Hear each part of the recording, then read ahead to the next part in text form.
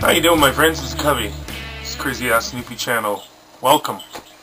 I wanted to speak a little bit on, I guess our conversation is going towards a backwardness of Canada and United States since 9/11. Our securities on both sides have been taken away more and more, and nobody's been affected more than a town called Derby Line in the United States and a town in Canada called Stanstead. Two parts of a town completely connected on a borderline that grew up, their families and the families after that the children played together. There was no border, there was no separation for 200 years until this security aspect.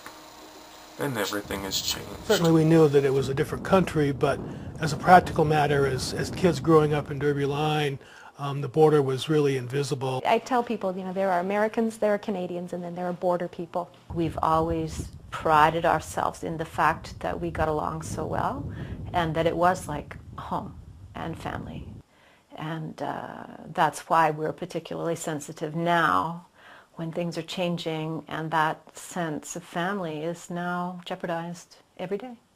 First settled over 200 years ago, the community grew on both sides of the border. The town of Derby Line in the US and Stanstead in Canada. But an increase in border security over the past decade has seen barriers go up. Residents are now separated by fences and even flower pots. A few years ago, I could have crossed here. I could have walked over to the customs, told them I'm coming to this house, and then I would have come back and gone inside. Now you can't do that. You can't cross here at all on foot now. You'll get arrested. There are a lot of people who feel that the civil liberties that have been given up since 9/11 exceed the safety that it is supposedly buying us. Because of the known fact that this was an easy area to use, we saw through the years that the numbers were increasing, and so we had to basically take the measures to circumvent and reduce those numbers. We agreed that they could put gates on two of the streets, but we would not allow them to put gates on Church Street, which is where the Haskell Library is. The Haskell is really a symbol of the historic relationship between the people of Stanstead, Quebec and Derby Line, Vermont. About 60% of the building is in Canada. The front door is in the United States. Our Canadian patrons still come and go, even though the front door is in Vermont. They're still allowed to walk around and enter the building that way. And when they come out, they just stay on the sidewalk and come back this way, and they don't have to report again. But stay on the sidewalk. Literally, stay on the sidewalk. Pharmacist Buzzy Roy did not stay on the sidewalk. He returned one evening from buying pizza on the Canadian side and was questioned by local US police. He chose to pick a fight, going a second time and a third time. And on the third occasion, I was met by the Border Patrol.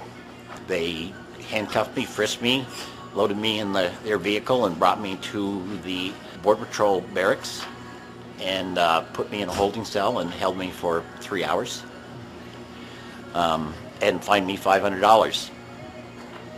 And do you think this was worth it for you? Yeah, definitely. Absolutely. I mean, this is not World War II, and we're not at war with anybody. Most of the borders around the world are actually dissolving right now. And here, it seems to be going in the opposite direction, which doesn't make sense to me. I'd have to say it doesn't make a lot of sense to a lot of people.